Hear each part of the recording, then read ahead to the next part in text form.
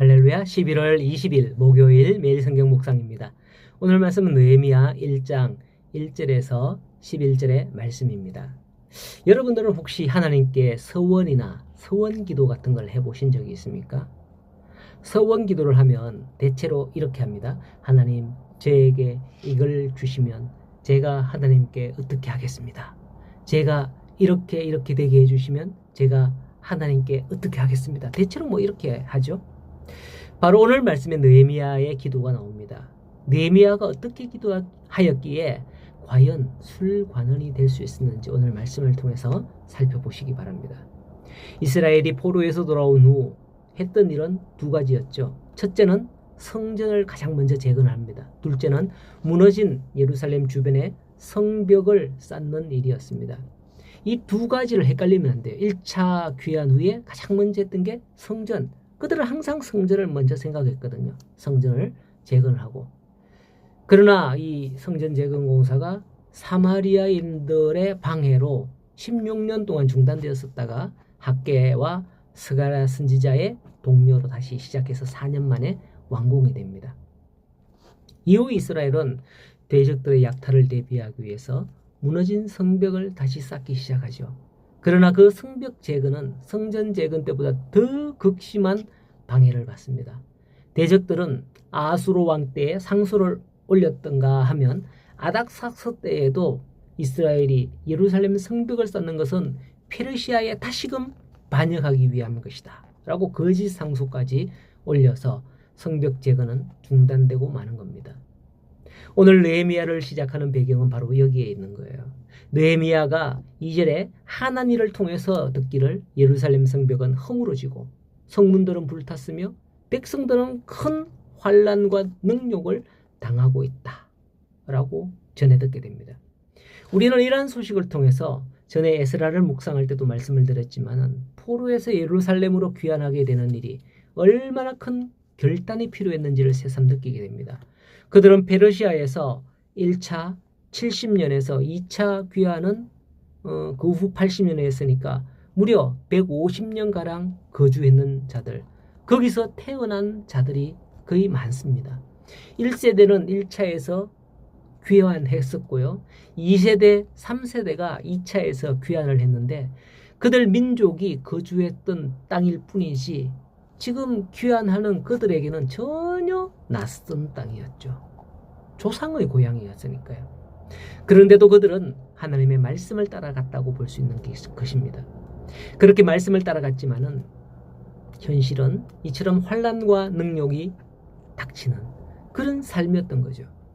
이런 소식을 느헤미야가 들은 겁니다. 그런데 여기서 가만히 보면 느헤미야는 그냥 소문을 들은 게 아니에요.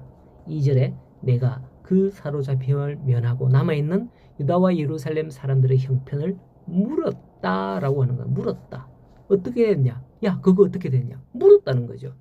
이 말은 느헤미야도 예루살렘을 자기 본향이라고 생각하며 그곳을 사모하였다라는 의미가 되는 거예요. 그렇잖아요.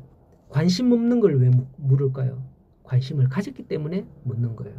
이러한 느헤미야의 태도는 우리 성도들의 관심사가 무엇이어야 하는지를 일깨워줍니다. 오늘날 여러분들의 관심사는 무엇입니까? 많은 관심사들이 있을 거예요. 하지만 그 중에서 오늘 본향, 하나님께서 우리에게 허락하신 기업에 가장 관심을 두어야 할 줄로 믿습니다. 우리는 이 세상이나 세상에 있는 것에 최대한 관심을 기울여서는 안 된다는 거죠. 그 옛날 소돔과 고모라 성이 유황불에 멸망당할 때를 생각을 해보십시오. 롯과 그의 가족이 천사의 도움으로 구조를 받게 되었지만은 그 성과 세상의 것에 관심을 가졌던 롯의 아내는 뒤를 돌아보다가 어떻게 됐습니까? 그 길을 돌아보다가 아이고 아까워라 이렇게 돌아보다가 그만 소금 기둥이 되고 말았다고 창세기에 나옵니다. 그렇다면 본향에 관심을 둔 느헤미야는 그 소식을 듣자 어떻게 했을까요? 4절에 보면 내가 이 말을 듣고 앉아서 수일 동안 슬퍼하며 하나님 앞에 금식하며 기도했다라고 합니다. 이게 바로 믿음의 사람이 할 수 있고 또 해야 하는 일인 거죠.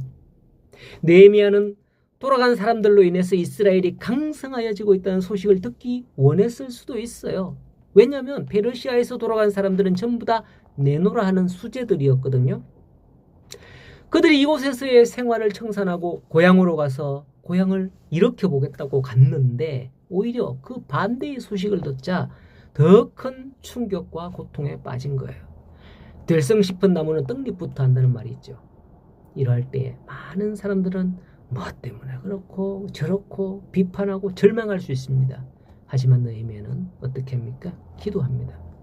심지어 5절 이하를 보면 하나님의 큰 권능과 강한 손으로 그들을 구원하실 것을 믿으며 기도하는데 그 기도의 근거가 8절에 나와요. 하나님께서 모세에게 말씀하시기를 만일 너희가 범죄하면 내가 너희를 여러 나라 가운데 흩을 것이요 만일 내게로 돌아와 내 계명을 지켜 행하면 너희 쫓긴 자가 하늘 끝에 있을지라도 거기서부터 그들을 모아 내 이름을 두려고 택한 이곳으로 돌아오래 하리라. 그 하신 말씀을 기억하옵소서라고 하는 말씀에 근거해서 기도하는 걸 볼 수 있습니다. 여기서 한 가지를 언급을 해드려야 되겠습니다. 여러분, 우리 성도 여러분들이 기도할 때 보니까요, 성경 구절을 매우 유용하게 인용해서 사용하시더라고요. 그런데 제가 보니까 잘못 사용하는 그런 경우가 참 많이 있어요. 하나님께 기도하면서 예를 들면 태초에 하나님이 천지를 창조하시니라 창세기 1장 1절 말씀, 그러고는 중간에 또 뭐 종종 다른 성경 구절을 인용을 하면서 뭐 창세기 1장 1절 말씀 뭐 이렇게 뭐 하여튼 이렇게 갑니다. 몇 장 몇 절에 있는 거 뭐 그런 거 어쩌라고요. 이건 좀 잘못된 게 아니겠나, 잘못된 게 아닌가 생각이 돼요.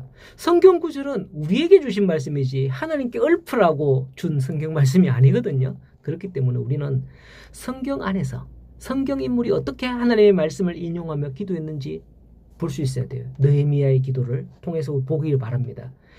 느헤미야의 기도 9절 마지막 부분을 보면 내 이름을 두려고 택한 곳에 돌아오게 하리라 하신 말씀을 이제 기억하옵소서. 여러분 기도하는 거하고 좀 다르죠? 내 이름을 두려고 택한 곳에 돌아오게 하리라 하신 말씀을 이제 기억하옵소서. 하나님께 그렇게 구하는 거예요. 그렇게 기도하는 거예요. 여러분들 같으면 어떻게 기도하느냐 하면 내 이름을 두려고 택한 곳에 돌아오게 하리라. 느헤미야 1장 몇 절 말씀. 그리고 또 한다는 말이죠. 그렇습니다. 내 이름을 두려고 택한 곳에 돌아오게 하리라 하신 이 말씀을 이제 기억하시고 우리들을 돌아오게 하셨고 또 돌아오게 하신 그들에게 복을 주시옵소서. 기억하시옵소서. 그렇게 기도해야 되는 거예요. 이렇게 해야 성경 구절을 바르게 인용해서 기도하는 거다라고 저는 개인적으로 생각이 되어집니다. 몇 장 몇 절 말씀, 하나님께 그걸 왜 그런 걸 기도하는지 모르겠어요. 사실 저는 그렇습니다. 이런 것들을 느헤미야의 기도를 통해서 여러분들의 기도를 좀 바꾸어 갔으면 좋겠다 싶어서 잠시 높아심에 언급을 했습니다. 자, 느헤미야의 기도가 이렇게 기도하면서 11절에 구합니다. 주여 구하오니 귀를 기울이사 종의 기도와 주의 이름 경외하기를 기뻐하는 종들의 기도를 들으시고 오늘 종이 형통하여 이 사람 앞에서 은혜를 입게 하옵소서라고 기도를 하는 거죠. 그렇게 기도할 때에 하나님께서 느헤미야를 그때에 내가 왕의 술관원이 내가 술관원이 되었느니라 라고 술관원이 되게 하신 것을 볼 수가 있는 겁니다. 서두에 말씀을 드린 대로 느헤미야는 결코 하나님 내게 술관원이 되게 해주시면 내가 이렇게 하겠습니다. 뭐 이렇게 구하지 않았다는 거예요. 조건절로 구하지 않았다는 거예요. 그렇습니다. 우리 모든 성도님들이 하나님께 기도하는 것이 하나님의 뜻에 맞는 하나님의 뜻에 합한 그런 기도가 되기를 소원합니다. 그러면 그래 네가 그 일들을 하기 위해서는 이런 걸 해주면 좋겠구나. 그러면서 하나님께서 우리에게 축복하시고 밀어주실 것이란 말이죠. 자, 오늘도 우리 성도님들 주님을 위해서 나아가는 그런 간절한 마음이 있기를 먼저 소원하며 또 주님을 향하여 나아갈 때에 우리 하나님께서 여러분들의 기도에 모든 기도에 응답해 주시기를 간절히 소원합니다. 오늘도 복된 하루 되십시오.